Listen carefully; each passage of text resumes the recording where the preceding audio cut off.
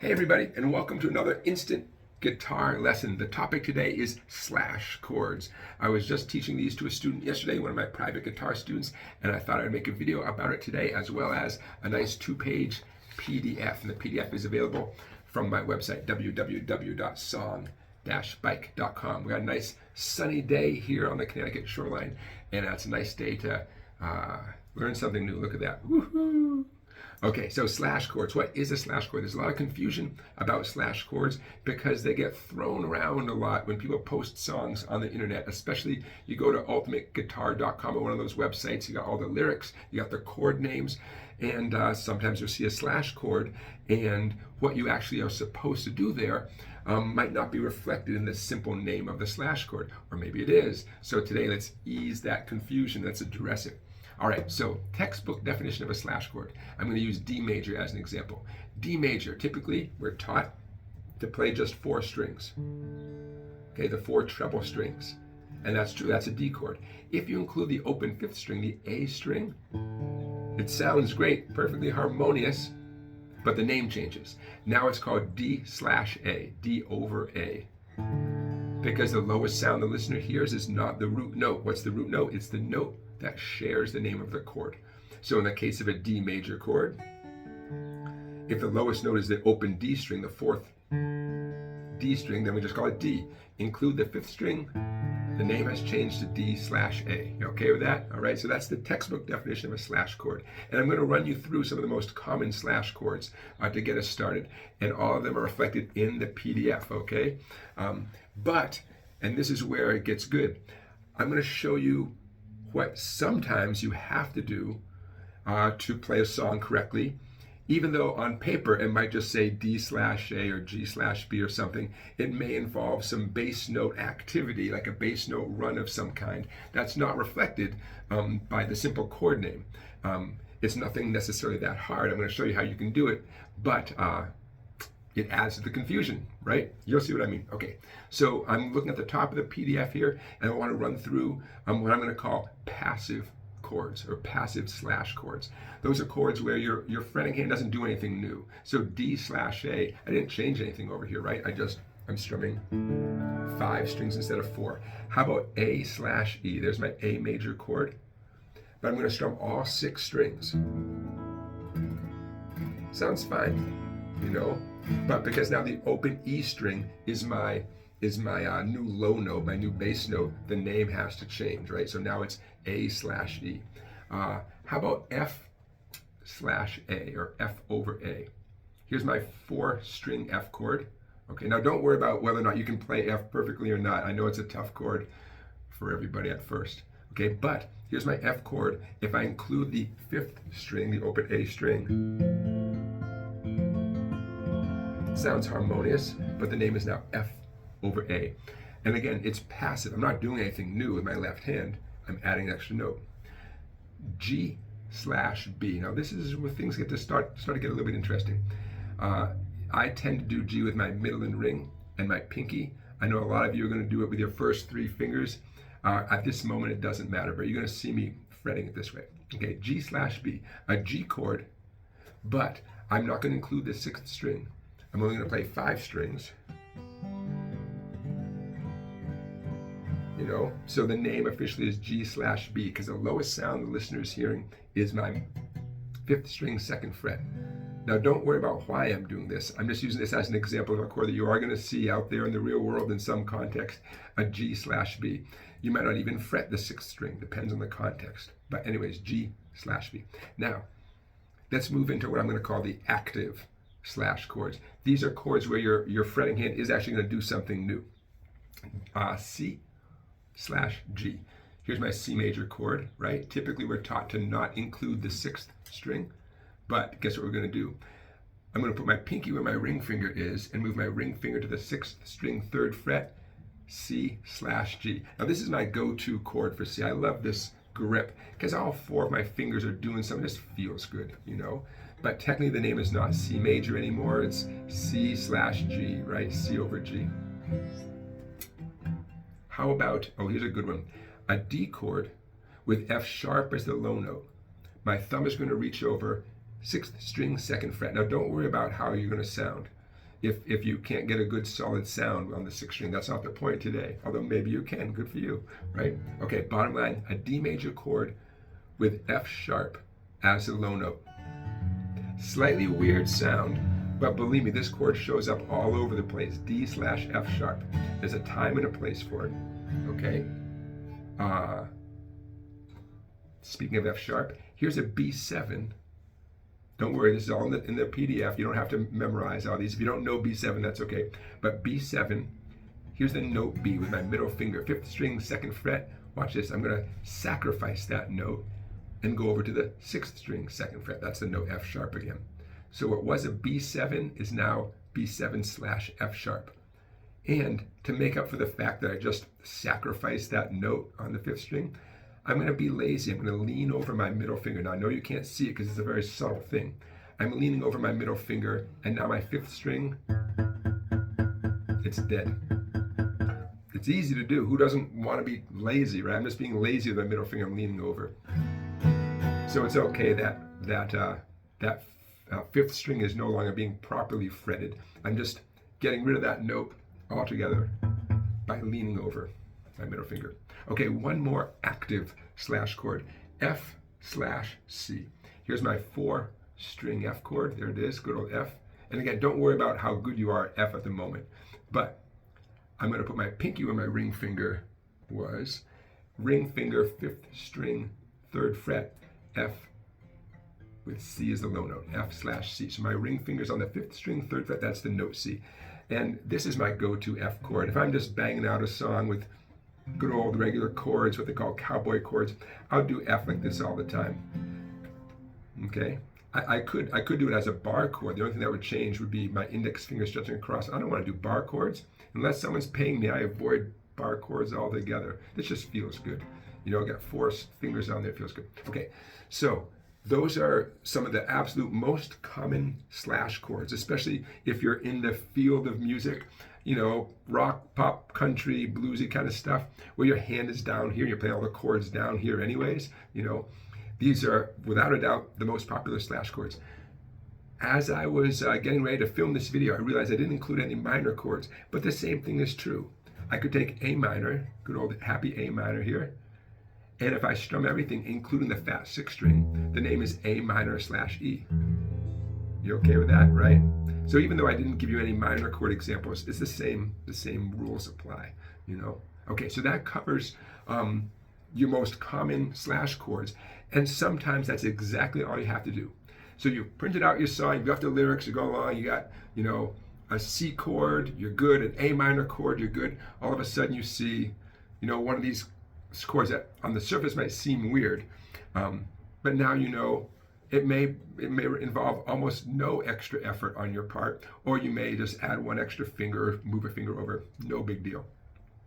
Now let's get into where I want to clarify a little bit about slash chords that reflect way more than what it appears, because sometimes someone will write the post, you know, C/B, and they're not explaining the whole thing, and that's okay. You know, it's beautiful that all these songs are out there on the internet and you can find the lyrics and the chords, and that's great, but it's not your fault if it's confusing. It's not your fault if what you play doesn't sound like what the song sounds like in your mind, because it's not just a C/B. There's something going on in there, something active, something melodic is going on. That's what we're going to do right now. So I'm glad you're still here with me.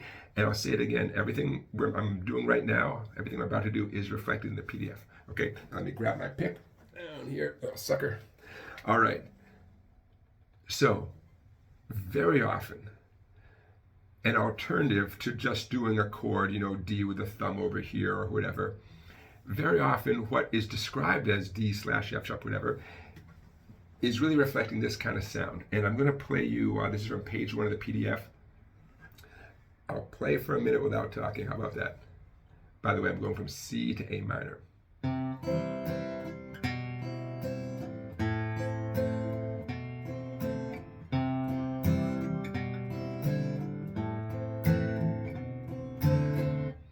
Okay, a couple of things going on in there. What I just played could be described using slash chords, but unless you have the tab written out, you'd never guess that's what's going on if someone just said C/B. How do you know that thing is going on? That's what's frustrating for you probably, and for me for sure, when I see all the lyrics and the chord names, but no tab and no mention of, you know what I mean? Makes me crazy. It's just that it's really convenient. I'm going to go on a little rant here for a second. It's really convenient for someone to say, hey, here's how you play a song. And they put all the lyrics, and they above each lyric or whatever, each line, they say C, A minor. There's way more to it than just that, right? All right, that's why it helps to have someone to talk to about this stuff. Okay, I'm back. So what I just played, I'll tell you physically what I just played, and then we'll tie it in with slash chords. Okay, so I've got my C major chord. The principle here is I'm going to go from C to A minor, but I'm going to have a little fun on the way down there, okay? So I'm playing the root note. I'm on a C chord, 5th string, 3rd fret, with a nice downstroke. Then very lightly, I'm going to go up, down, up on the 3 skinny strings. So, that's it. By the way, the downs and ups are really important. Down, up, down, up. Now, here's where it gets good. The sunshine. I never thought I'd complain about too much sunshine. I'm going to abandon my root note. I'm going to move my middle finger over to the 5th string, 2nd fret. That's note B. Okay? That's important. There's going to be a quiz on this in a minute.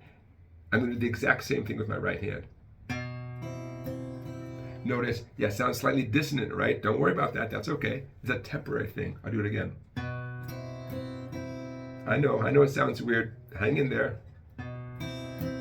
That's okay. By the way, if that sounds weird, that means you have good ears. Okay, so that's the note B, but I maintained my index finger where it was on the C chord. At this exact moment in time, I'm playing a C/B, right? It's a C chord in essence, you know, but I got the B note there. It was on the 4th string. I hopped it over to the 5th string, but I'm not going to be strumming the 4th string anyways, to the best of my ability, you know. So, okay, C/B. Next thing, a proper old-fashioned A minor chord. Again, 5th string, downstroke. And I'm almost done. I'm still on the A minor, but I'm going to move my middle finger back to that B, 5th string, 2nd fret. That's the only thing that changed. My other 2 fingers are still where they were from the A minor. Put it all together. Oh, by the way, at this exact moment in time, I just played an A minor/B. Okay, so now, slow and steady from the top. Here it comes.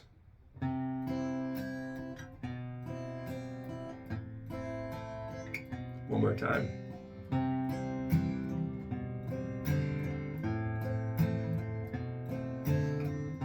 Maybe 2 times. Now I'm playing it slowly. You might hear little dissonances in there. That's okay.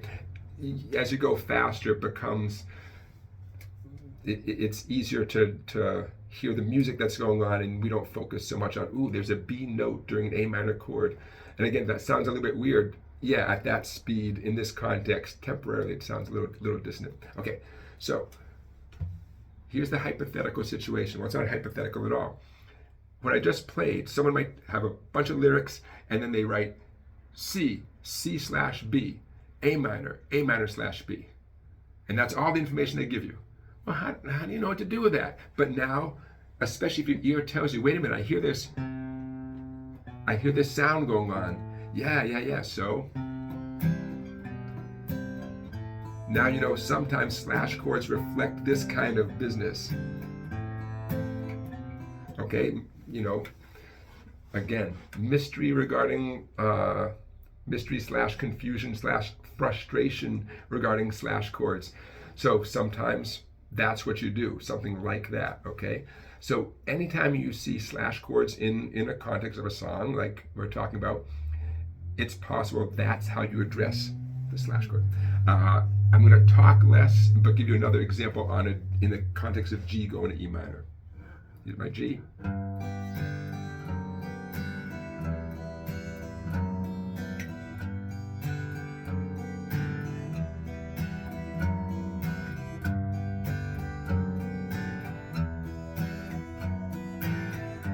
Get the idea? G chord. And it doesn't matter if you do G this way, that's totally fine. G chord. For a brief moment, it'll be called G/F sharp, E minor, and then for a brief moment, that would be called E minor/F sharp, okay? No big deal. I mean, physically, it's a cool little guitar exercise. A lot of you can already play that, or with a little bit of practice, you'll do just fine with that. I'm talking about the situations where what you see described does not reflect all that cool stuff, and you might tell you that something is going on, but all you see is G, G/F sharp, E minor/F sharp, and it's missing a lot of crucial information. Now is a good time for me to take a breath and say, obviously, if what you're looking at has tab written out, follow the tab. Don't get hung up on the chord names, just follow the tab. And the end result would probably be, what I just played, reflecting whatever the song requires you to do. So whenever possible, hopefully the tab is posted, just do the tab and don't get hung up on the chord names. I'd hate for you to look at a song and say, geez, G over F sharp, G/F sharp, I don't know how to play that, when the information you need is right in the tab. Okay, so I'm looking over my notes here because I want to make sure I cover a bunch of bases. Piano players do the same concept, okay? They may be playing, a G with the right hand and hitting an F sharp with the left hand. It's the same concept as this. They call that playing the piano.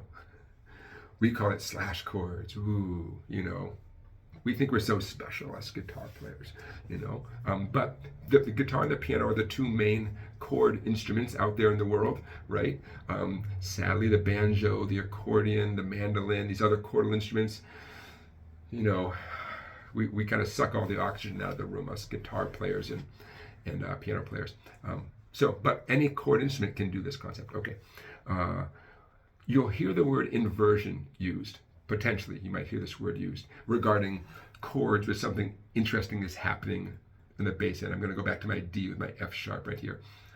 Yes, what I'm doing right here could be described as an inversion of the D chord. And that's cool. It's an extremely academic description, not very helpful for our purposes, because the guitar is an extremely visual, physical instrument. I know every instrument is physical, but the guitar is no less physical than other instruments. And it's just not helpful to call this an inversion of a chord for a variety of reasons. So just in case you're showing a piano player what you learned today, and they're like, oh, dude, those are just inversions. Yeah, but it's not a helpful term for our purposes. Okay. You will see slash chords used in stuff you print out or stuff you buy in a book form, whatever. Sometimes slash chords, the names are used more than they really need to be.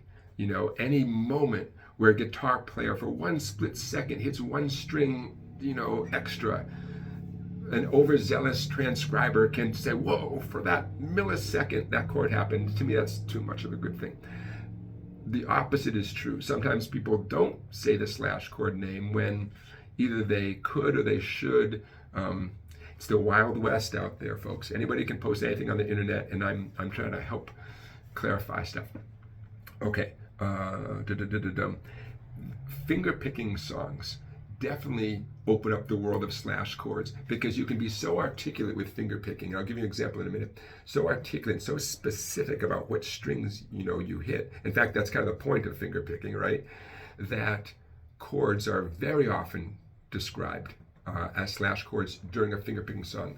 I would venture to say, all things being equal, if you were to line up 10 songs played with a pick and 10 songs finger picking, you'd see more slash chord names in the finger picking song than in the strumming, picking, what they call a flat pick, right? Flat picking song. That's my educated guess. And I'll give you a finger picking example in a minute. Okay, so quick summary, because I want to wrap up this video soon. I know you're hanging with me. Look at that, almost 20 minutes. Yikes. Okay, quick summary of what we got so far. Sometimes slash chords involve just adding an extra open string. Sometimes slash chords involve grabbing another note that you weren't going to grab or you don't normally grab. And lastly, sometimes slash chords reflect this whole bass note melodic thing that's happening. which is a much different skill set. But sometimes that's where you see bass slash chords. Okay, now before I wrap up, I want to give you a couple examples.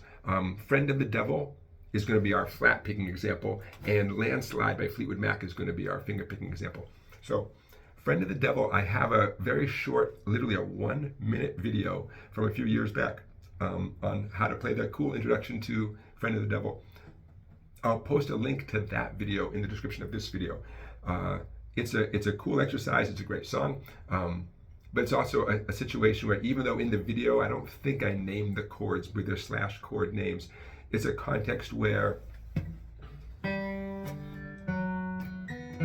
someone could describe this with a whole lot of slash chord names if they wanted to, and the tab for what I just played is the page 2 of the PDF. And again, www.song-bike.com. Head over there, become a member. I appreciate your support, and you can get this PDF and a whole bunch of other PDFs I've been putting up there, as well as other videos. Landslide, before I forget, Landslide officially has the capo at the 4th fret. But Landslide, I'm going to play it without the capo. Landslide definitely relies on a very specific slash chord, G/B, but look out, it's got to be the middle finger on the B, 5th string, 2nd fret, but here's the twist, pinky, 2nd string, 3rd fret, okay, that's the Landslide version of G/B. So I'm just using that as an example because it's a famous song, and it has a slash chord, a very, very mandatory slash chord as part of the heart of the song. The heart of Landslide is a C, that G/B, A minor 7. A minor 7 is, it's like a C chord and you just took your ring finger off. That's A minor 7. C, but take away your finger. That's, and then the 4th chord is a return to the G/B. C, G/B, A minor 7, G/B. That's not the entire song, but that's the heart of the song. Thanks for sticking with me, everybody. I think that about covers it. I tried to make this a short video. I hope you enjoyed it. I want to thank you for watching. Don't forget to like and subscribe. Don't forget to head over to www.song-bike.com to get the PDF of today's lesson, as well as a lot of other PDFs, especially regarding these instant guitar lessons. That's going to do it. I appreciate you. Thanks for watching, and I'll see you next time. Bye, everybody.